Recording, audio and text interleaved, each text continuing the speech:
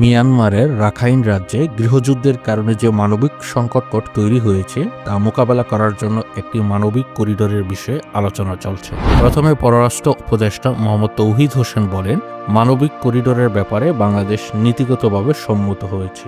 তখন বিষয়টি নিয়ে বিএনপি, জামায়াত, এনসিপি সহ বিভিন্ন দল সমালোচনা শুরু করলে পরবর্তীতে প্রধান উপদেষ্টা প্রেস সচিব শফিকুল আলম বলেন, জাতিসংঘের সাথে এই বিষয়ে এখনো কোনো চূড়ান্ত সিদ্ধান্ত নেওয়া হয়নি।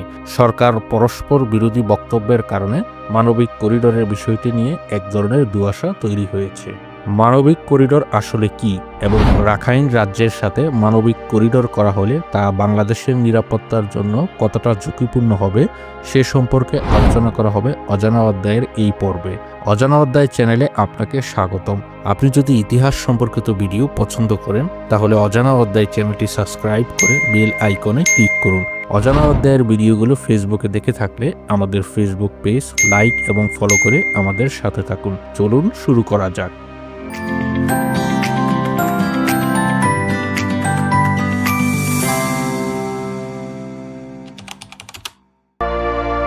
করিডোর হলো একটি নির্দিষ্ট পথ বা রোড যা নির্দিষ্ট উদ্দেশ্য নিরাপদে ব্যবহার করা হয়। এটি সাধারণত আন্তর্জাতিক বা সংঘাতপূর্ণ এলাকায় বিশেষ চুক্তির মাধ্যমে স্থাপিত হয়। মোটা দাগে করিডোরকে 3 ভাগে ভাগ করা যায়, যেমন বাণিজ্যিক করিডোর, মানবিক করিডোর এবং সামরিক করিডোর। দুটি অঞ্চলের মধ্যে অবাধে পণ্য ও বাণিজ্য সরবরাহের জন্য বাণিজ্যিক করিডোর নিরাপদ পথ হিসেবে ব্যবহৃত হয়, যেমন চীন পাকিস্তান অর্থনৈতিক করিডোর। কোনো সংঘাতপূর্ণ এলাকায় খাদ্য, ঔষধ বা ত্রাণ পৌঁছানোর জন্য মানবিক করিডোর তৈরি করা হয়। সাম্প্রতিক সময়ে সিরিয়া এবং ইউক্রেনের গৃহযুদ্ধে মানবিক করিডোর স্থাপনের নজির রয়েছে। অন্যদিকে সামরিক করিডোর হলো এমন নির্দিষ্ট পথ বা সামরিক বাহিনীর অস্ত্র সরঞ্জাম পরিবহনের জন্য নিরাপদে ব্যবহৃত হয়, যেমন 1990 সালে উপসাগরীয় যুদ্ধে সৌদি আরব থেকে ইরান ও কুয়েত সীমান্তের সড়ক পথগুলো যুক্তরাষ্ট্র সামরিক করিডোর হিসেবে ব্যবহার করেছে।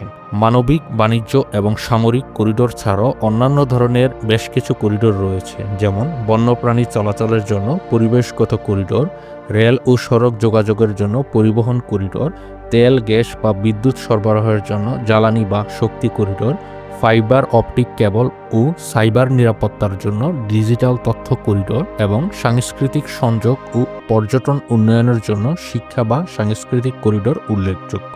কোনো সংঘাতপূর্ণ বা দুর্যোগ আক্রান্ত এলাকায় খাদ্য, ঔষধ, পানি বা চিকিৎসা সরঞ্জামের মতো জরুরি ত্রাণ সামগ্রী পৌঁছানোর জন্য মানবিক করিডোর ব্যবহৃত হয়।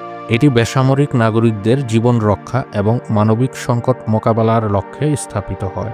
কখনো কখনো এই করিডোরকে বেসামরিক নাগরিকদের নিরাপদে সরিয়ে নেওয়ার জন্য ব্যবহৃত হয়। মানবিক করিডোর সাধারণত জাতিসংঘ বা অন্য আন্তর্জাতিক সংস্থার তত্ত্বাবধানে পরিচালিত হয় এবং সংঘাতে জড়িত পক্ষগুলোর সম্মতির ভিত্তিতে কার্যকর হয়। মানবিক করিডোরের প্রধান উদ্দেশ্য হল ত্রাণ সরবরাহ করা, বেসামরিক নাগরিকদের নিরাপত্তা, মানবাধিকার রক্ষা এবং নিরপেক্ষতা বজায় রাখা।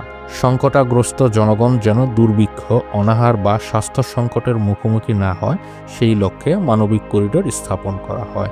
অবরুদ্ধ বা সংঘাতপূর্ণ এলাকা থেকে নাগরিকদের নিরাপদে সরিয়ে নেওয়ার আগে বা পরে আন্তর্জাতিক মানবাধিকার ও মানবিক আইন নিশ্চিত করাও একটি উদ্দেশ্য। সেই সাথে ত্রাণ বিতরণ কোনো পক্ষপাতিত্ব ছাড়া সকল পক্ষের প্রয়োজনীয় ব্যক্তির কাছে সহায়তা পৌঁছানো গুরুত্বপূর্ণ উদ্দেশ্য। মানবিক করিডোরের কিছু মৌলিক বৈশিষ্ট্য রয়েছে, তার মধ্যে সবচেয়ে উল্লেখযোগ্য হল করিডোরের সামরিক কার্যক্রম বা অস্ত্রের উপস্থিতিতে নিষিদ্ধ করা, করিডোরের ত্রাণ পরিবহন বা নাগরিকদের স্থানান্তরের সময় যেন নতুন করে কোনো ধরনের নিরাপত্তা ঝুঁকি তৈরি না হয় সে বিষয়ে খেয়াল রাখা। সাধারণত জাতিসংঘ বা রেডক্রসের মতো নিরপেক্ষ সংস্থাগুলো এটি পরিচালনা করে, তাই এমন কোনো বিতর্কিত পক্ষ বা সংস্থাকে মানবিক করিডোরের প্রবেশাধিকার না দেওয়া যাতে করে নতুন করে সংঘাত তৈরি হয়। কারণ এই ব্যবস্থার অন্যতম শর্তই হল যুদ্ধবিরতি বা নিরাপত্তা ব্যবস্থার মাধ্যমে করিডোরকে হামলামুক্ত রাখা। মানবিক করিডোর আন্তর্জাতিক মানবিক আইনের অধীনে পরিচালিত হয়, যা জেনেভা কনভেনশন এর অতিরিক্ত প্রোটোকল দ্বারা নিয়ন্ত্রিত।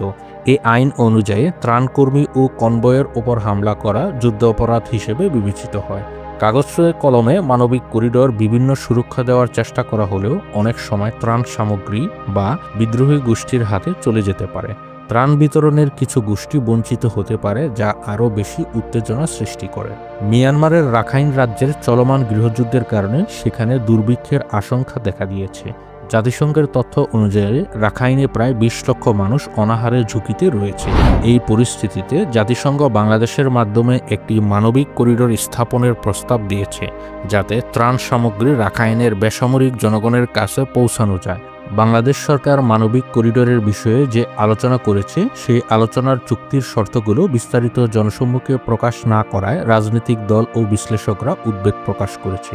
এই বিষয়ে এখনও চূড়ান্ত সিদ্ধান্ত না হলেও বাংলাদেশের পক্ষ থেকে বেশ কিছু শর্তের ব্যাপারে জানা যায়, যার মধ্যে উল্লেখযোগ্য হল ত্রাণ সরবরাহ শুধুমাত্র জাতিসংঘের মাধ্যমে পরিচালিত হতে হবে, ত্রাণ যেন সরাসরি রাখাইনের নাজুক জনগোষ্ঠীর কাছে পৌঁছায় এবং আরাকান আর্মি বা মিয়ানমার জান্তার মতো কোনো সামরিক বা বিদ্রোহী গোষ্ঠী যেন এটি দখল করতে না পারে।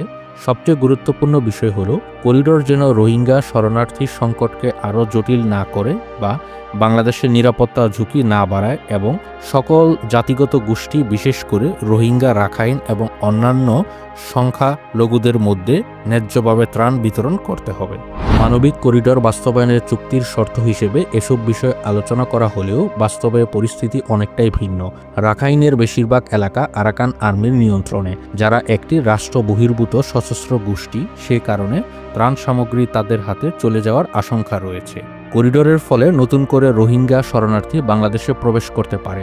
এমনকি বিগত কয়েক মাসে লক্ষাধিক রোহিঙ্গা নতুন করে বাংলাদেশে প্রবেশ করেছে। জাতিসংঘের মাধ্যমে মানবিক করিডোর প্রতিষ্ঠার প্রস্তাব মূলত একটি আন্তর্জাতিক কৌশলের অংশ, যার পেছনে যুক্তরাষ্ট্রের বড় ভূমিকা থাকতে পারে। অনেক বিশ্লেষকের মতে এই করিডোর ব্যবহার করে যুক্তরাষ্ট্র চায় আরাকান আর্মিকে পরোক্ষভাবে সহায়তা করতে, কারণ চীন ইতোমধ্যেই মিয়ানমারের জান্তা সরকারের সঙ্গে ঘনিষ্ঠ সম্পর্ক গড়ে তুলতে রাখাইনকে চীনের বেল্ট অ্যান্ড রোড ইনিশিয়েটিভের অন্তর্ভুক্ত করেছে, যার ফলে চীন এই অঞ্চলে গভীর সমুদ্র বন্দর সহ বিভিন্ন অবকাঠামো নির্মাণ করে বঙ্গোপসাগর সহ ভারত মহাসাগরে প্রভাব বিস্তার করছে। ফলে এখানে সরাসরি নিয়ন্ত্রণ করতে না পারলেও যুক্তরাষ্ট্র এবং তার মিত্ররা রাখাইনে অস্থিতিশীলতা সৃষ্টির মাধ্যমে চীনের প্রভাবকে ভারসাম্যহীন করার চেষ্টা করতে পারে। জাতিসংঘ বা যুক্তরাষ্ট্র চাইলে রাখাইনের সমুদ্র বন্দর ব্যবহার করেও সহায়তা পাঠাতে পারে, কিন্তু তারা করিডোর ব্যবহারের পন্থা বেছে নিয়েছে, কারণ মানবিক করিডোর একটি ছদ্মবেশী কৌশল হতে পারে, যাতে ভবিষ্যতে এখানে পরিস্থিতি আরও জটিল হলে আন্তর্জাতিক মঞ্চে কেউ যেন জাতিসংঘ বা যুক্তরাষ্ট্রকে দায়ী করতে না পারে। উল্টো বাংলাদেশ, ভারত, চীন বা অন্য কোনো পক্ষের উপর যেন দায় চাপানো যায়। জাতিসংঘের নিরাপত্তার আড়ালে এই ধরনের আন্তর্জাতিক চালবাজি বিশ্বের যে কোনো সংঘাতপূর্ণ অঞ্চলেই একটি সাধারণ ঘটনা। এভাবেই বিশ্ব রাজনীতির খেলায় মানবিক সাহায্যের নামের আড়ালে গভীর কৌশল লুকিয়ে থাকে। বাংলাদেশের জন্য মানবিক করিডোর একটি জটিল দ্বিধার জায়গা। একদিকে করিডোরের সম্মতি দিলে হয়তো দেশে অস্থিতিশীলতা বাড়তে পারে, আবার অন্যদিকে করিডোরের অসম্মতি জানালেও আন্তর্জাতিক মহল বাংলাদেশকে দায়ী করে রোহিঙ্গা সংকটকে আরও ঘোলাটে করতে পারে, যা বাংলাদেশের নিরাপত্তাকে আরও হুমকির মুখে ঠেলে দিবে। রোহিঙ্গা ইস্যুটি এমনিতেই বাংলাদেশের জন্য একটি দীর্ঘমেয়াদী বোঝা ও জাতীয় নিরাপত্তার জন্য বড় চ্যালেঞ্জ। যতদিন এই সমস্যার সমাধান না হচ্ছে, ততদিন বাংলাদেশ পুরোপুরি নিরাপদ নয়। এখন করিডোর ইস্যুতে বাংলাদেশ যে সিদ্ধান্তই নেক না কেন, ভবিষ্যতের সমস্যা শুধু জটিলই হবে না, মিয়ানমারের রাখাইন রাজ্য বহুদিন থেকে নানামুখী সমস্যায় জর্জরিত হয়ে আছে। সাম্প্রতিক সময়ে আরাকান আর্মি মিয়ানমারের সেনাবাহিনীকে হটিয়ে রাখাইন রাজ্যের কর্তৃত্ব নিয়েছে। এরপর থেকে বাংলাদেশের সীমান্তে রাখাইন একটি স্বাধীন দেশ গড়ার আশঙ্কা হচ্ছে। আজ এই পর্যন্তই। আমাদের ভিডিওগুলো ফেসবুকে দেখতে চাইলে অজানা অধ্যায় ফেসবুক পেজ লাইক এবং ফলো করুন। পরবর্তী ভিডিও আপলোড হওয়ার সাথে সাথে দেখতে চাইলে অজানা অধ্যায় চ্যানেলটি সাবস্ক্রাইব করে বেল আইকনে ক্লিক করুন। ভিডিওটি দেখার জন্য অসংখ্য ধন্যবাদ।